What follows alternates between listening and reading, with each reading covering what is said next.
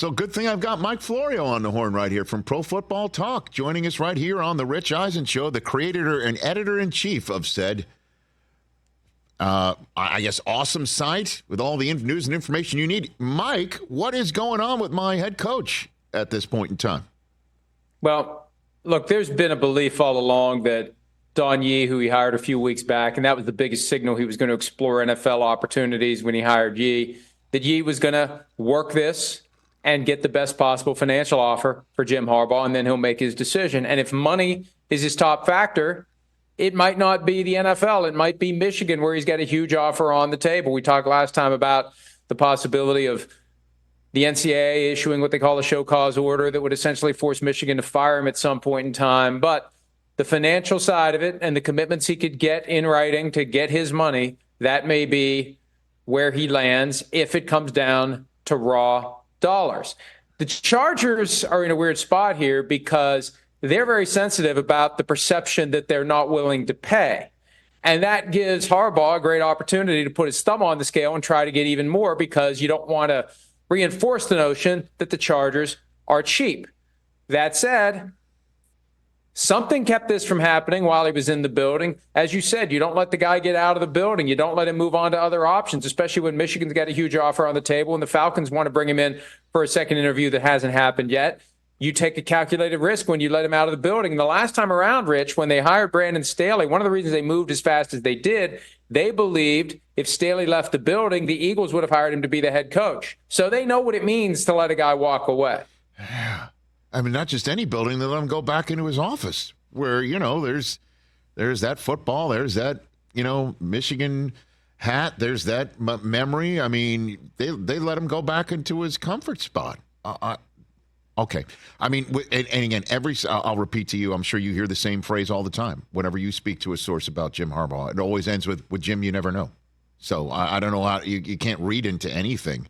It appears here, but also coaching, hiring, and conversations. If you've got the guy and you've interviewed the people you wanted to interview, and you've interviewed the people that satisfy the league's interviewing rules and the Rooney Rule as well, then you hire the guy. Then it's over. Then it's done. Then you hit the mark. And apparently, for whatever reason, they didn't yesterday. That's right. Hey, look, this is the same guy who went to Minnesota 2 years ago and interviewed for the Vikings job and thought he was getting it until he didn't, and said at the time he was done pursuing NFL opportunities, and yet continues to do so. I'm with you. We don't know what the guy's going to do until he does it, and we don't know what he asked for from the Chargers. But if they were ready to hire him and they haven't, that means that there was an impasse somewhere, whether it was money, whether it was power, whether it was who the GM is going to be, whether he just got enough of a whiff of the organization to be scared off. I'm not saying he should be. I'm not saying he could be, but that's possible as well. Even though the Chargers have some great players, there's been something up with that team in recent years where they just can't compete at a high level. And a guy who's been a high-level competitor as a head coach for years now, it may be an indefinable thing that he just kind of sensed that this just isn't right for me. There's something wrong about this place. There's something wrong about the ownership group. There's something wrong generally. I just shouldn't do it. So the fact that he's gone and the fact that they move forward, searching for a GM, presumably interviewing other candidates, unless it just happens like that, all it takes is if he's made what he wants known and all they have to do is pick up the phone and call Don Yee and say, okay, fine, we'll give him what he wants. But, yeah, it's a calculated risk to let him walk away. Mike Florio here on the Rich Eisen Show. What's the latest on Belichick and Atlanta? What's Atlanta up to right now? I spent a lot of time working this over the weekend because we had our final NBC broadcast of the season. So I just wanted to know what is going on in Atlanta, particularly, and with Belichick generally. And obviously, getting someone from Belichick's side to talk is a challenge, to say the least. I'm sure you'd be amazed to know it's a challenge to get anyone connected to Belichick to tell you anything. But from the Falcons' perspective, what I gathered is they still have plenty of work to do before they make a decision. They did work that they could do before the new rule that kicked in this year, Rich. You can't do in-person interviews with candidates under contract with other teams until the day after the divisional round.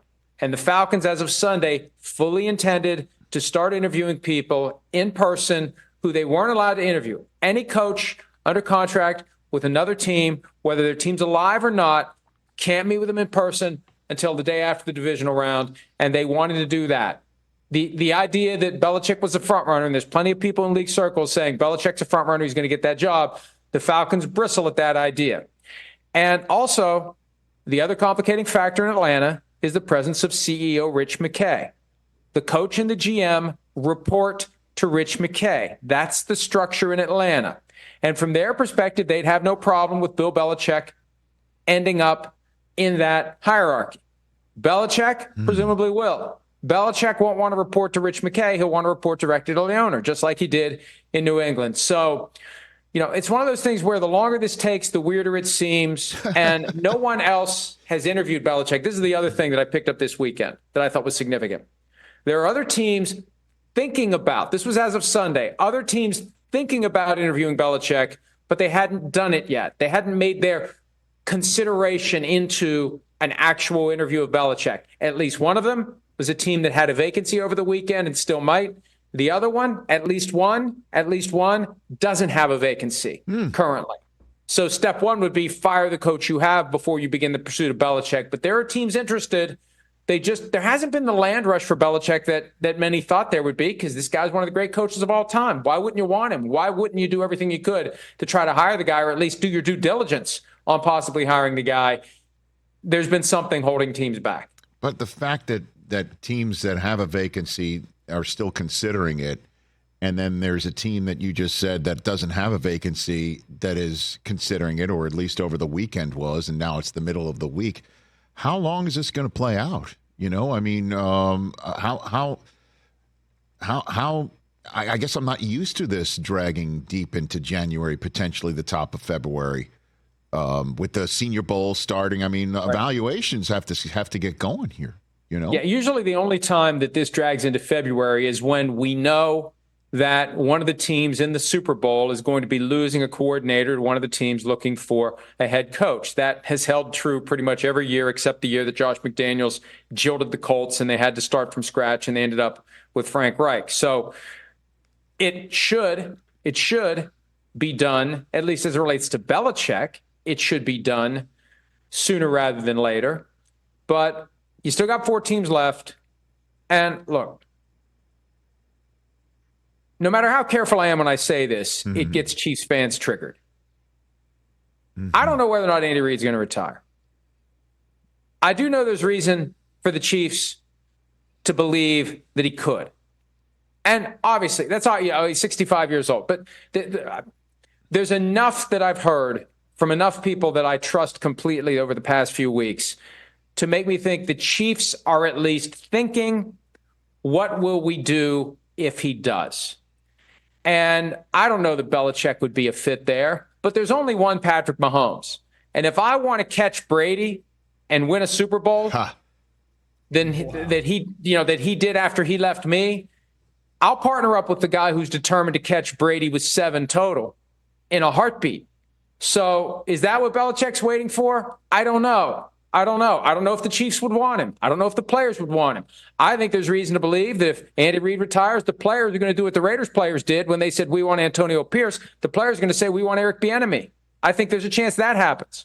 So I don't know that Belichick could be sold in the building, but maybe that's what Belichick's waiting for. Maybe he has reason to wait for it. I don't know. It's speculation. In the absence of information from Camp Belichick, we have to speculate or we say nothing. So that's just something that I continue to keep an eye on. And I'm not saying Andy Reid is going to retire. All I'm saying is there's reason to believe the Chiefs are preparing for the possibility that he could. And we'll see. Mike Florio here on the Rich Eisen Show. Okay, so what's your reporting on how Philadelphia seems to be moving forward with Nick Sirianni and just finding new coordinators for a second straight year? Well, they're due to speak at the bottom of the hour. Howie Roseman, the GM, and Nick Sirianni, the head coach. And they took, I think, a certain amount of delight in the idea that Jerry Jones felt compelled last week to issue a statement 3 days after the Cowboys were blown out at home by the Packers, saying that Mike McCarthy will be back as head coach. properly functioning franchises don't issue a statement that a coach with double-digit wins is coming back. The coach just comes back. I had somebody from another team make that point to me last week. Like, did the Browns issue a statement that Kevin Stefanski is coming back?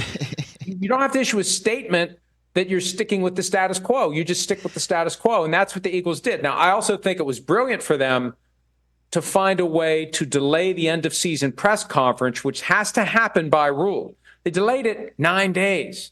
They kicked it completely out of last week. So all that steam, and he's still going to get some questions about his future and is he on the hot seat and Sure. Did he think he was going to get fired? But it's not going to be like it was last week. It would have been a feeding frenzy last week if he had done that press conference on Tuesday or Wednesday in the days after they lost to the Buccaneers in the wild card round. But, Rich, something's wrong with that team. I mean, will we ever know the truth of what happened? I don't know. But when you look at just the circumstantial evidence, the way they collapsed, the body language of the players, the dark cloud that just parked over the entire team after it was 10-1, they never rebounded from getting blown out by the 49ers. Nick Sirianni never coached them out of that funk, and it just continued, and it felt like it got worse. Like, what really went on behind the curtain that caused the players to act that way when they had started the season so well and they still made it to the playoffs? They were the better team, in theory, going into that game against the Buccaneers, and they didn't even show up. Man, that is, you're right. We only see the tip of that iceberg.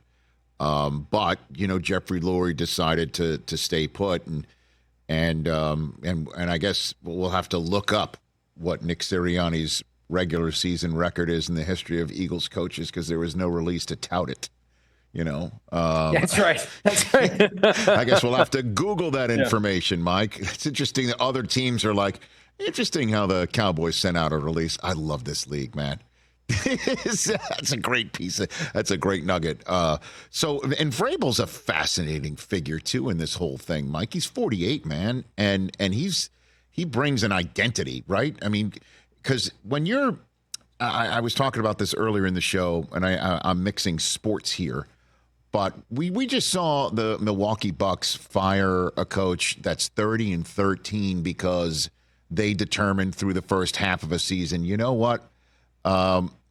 He's not ready. He's not ready for the moment. We went with the hot assistant, and he's not ready. We need a more veteran hand, and they're going to get Doc Rivers. And we're hearing about this hot coordinator and that hot coordinator, and the Titans did supplant Vrabel with one. And I'm just wondering why not. And we're seeing some guys, what you're going to get, Belichick, Harbaugh, and Vrabel's one of them too. What's the scoop there, Mike? Look, I'll repeat very briefly the general observation that we talked about in detail last time, that these $10 billion businesses are run like family-owned food trucks, and that's what makes it fascinating as well. But now that Vrabel's available, look, the Chargers interviewed him, and he's on that radar screen. He's possibly going to be the coach of the Chargers. We'll see. The Seahawks are a possibility as well. There's been a lot of steam that the Seahawks are the team that could realize that's the way we need to go. Any preconceived notions that Dan Quinn's going to be the coach of the Seattle Seahawks, that's a hard sell to make to your fan base, to your paying customers, after Quinn gave up 48 points in that game against the Green Bay Packers. So Vrabel's in play, Seattle and L.A., and we'll just see. But Vrabel's another guy, and I'm not going to say rough around the edges. He's just one of these guys that's going to come in and tell you what he thinks. He's not going to pretty it up. He's going to be very blunt. He's going to be very direct. He's a coach that likes to coach everyone. He's got advice for you on anything and everything. And some owners may be taken aback by that because they're not used to having someone tell them things other than what they want to hear. And Vrabel would not be, bashful about telling ownership what they don't want to hear. And, can that be an impediment? It shouldn't be.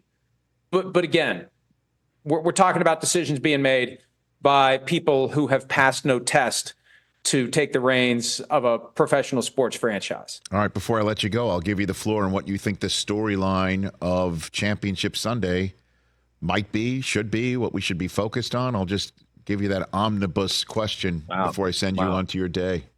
I'll give you two. First one. With Patrick Mahomes, we need to be cognizant of the fact that we're witnessing history. We always want to witness history. We witnessed it with Michael Jordan. There was a point with Tom Brady where we recognized we're witnessing history. With Patrick Mahomes, let's just appreciate the fact that what he's doing is something we've never seen before, and never count the guy out. And I think anytime there's a rational, reasonable sense out there that people are counting him out, he finds a higher level of performance and he raises others up to it as well. And as to Brady, I mentioned him. Mm-hmm.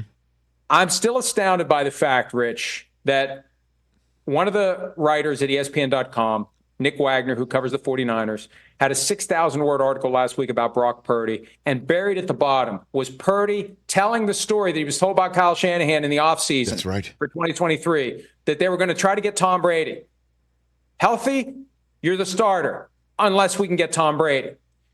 And I don't know how the hell we didn't know that all those months and weeks with all these people crawling around trying to break news every Sunday, Sunday Splash Report, Sunday Splash Report. How did that not get out?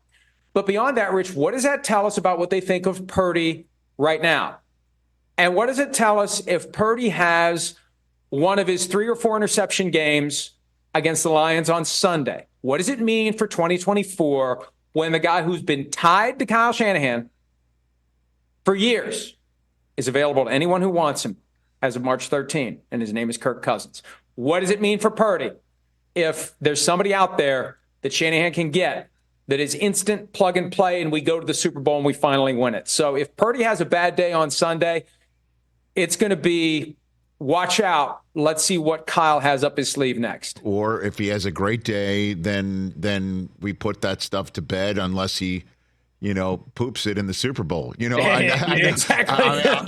Honestly, like that's the sort of narrative with Purdy. I think that it makes Niner fans irate. And but look at the history. Look at what the 49ers do. They keep grasping at straws trying to get a better quarterback. For all they do well, the quarterback situation is a mess because Kyle's always looking for better. So why would he not if Purdy has a bad game this week or in the Super Bowl? 100% agree. Mike, thanks for the time. Love it. Again, look for more of my texts, and I greatly appreciate your appearances here. And your Thanks, insight. Rich. Thanks, brother. Be right back at you. Mike Florio. Catch the Rich Eisen Show every single day on the Roku channel, 12 to 3 Eastern, for free.